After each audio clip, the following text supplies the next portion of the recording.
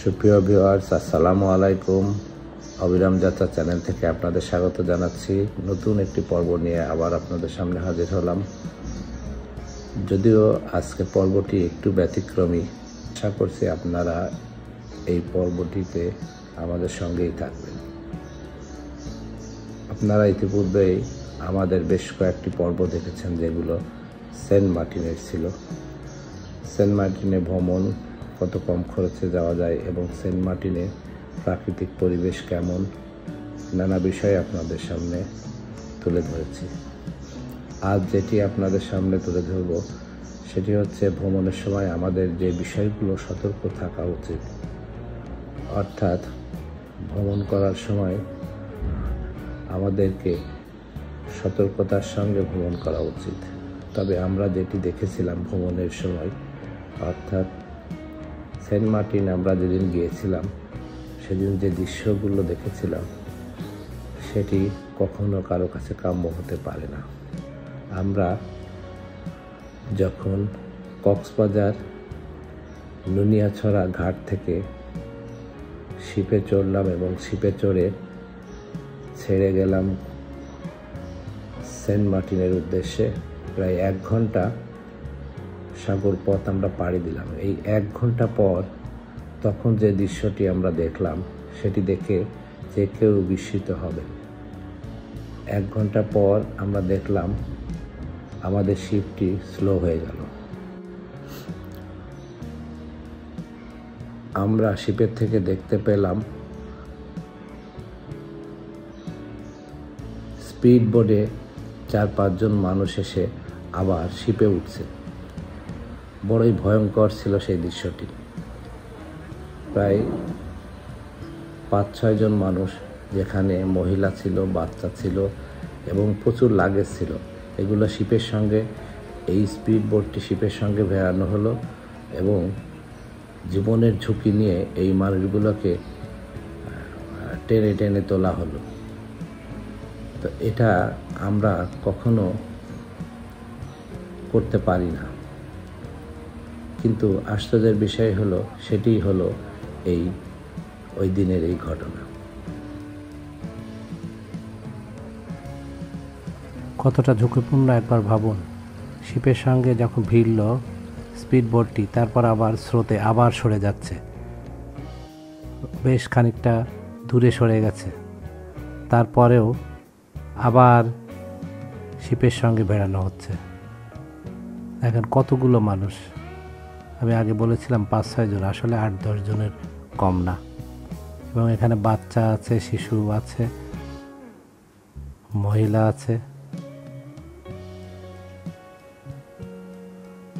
কিভাবে ঝুঁকি নিয়ে শিপে ওঠানো হচ্ছে দেখে আশ্চর্য না হয়ে পারা যায় না।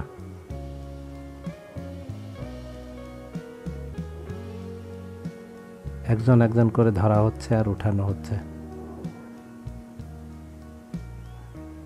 ছোট্ট একটি বাচ্চা, কিভাবে তাদের উঠানো হচ্ছে।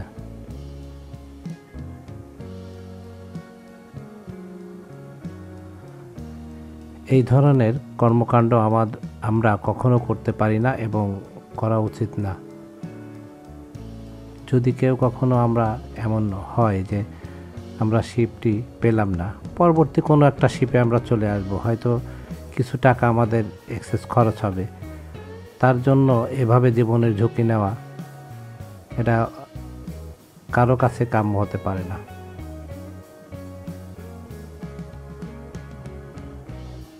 আমরা সবাই জানি কক্সবাজার এবং সেন্ট মার্টিন, এখানে সবাই বেড়াতে আসেন, আর ভ্রমণে আসা মানে একটা আনন্দ বিনোদন নেওয়া। আর সেই সময় যদি কোনো দুর্ঘটনা ঘটে বা দুর্ঘটনার শিকার হন, তখন কেমন হবে? তখন সেই ভ্রমণটি যেমন ভণ্ডুল হয়ে যাবে, তেমনি আমাদের জীবনে হয়তো নেমে আসবে এক কঠিন কোনো বাস্তবতা। আর সে কথা চিন্তা করে এই ধরনের কাজ থেকে আমরা সব সময় বিরত থাকব, এটি আমার প্রত্যাশা।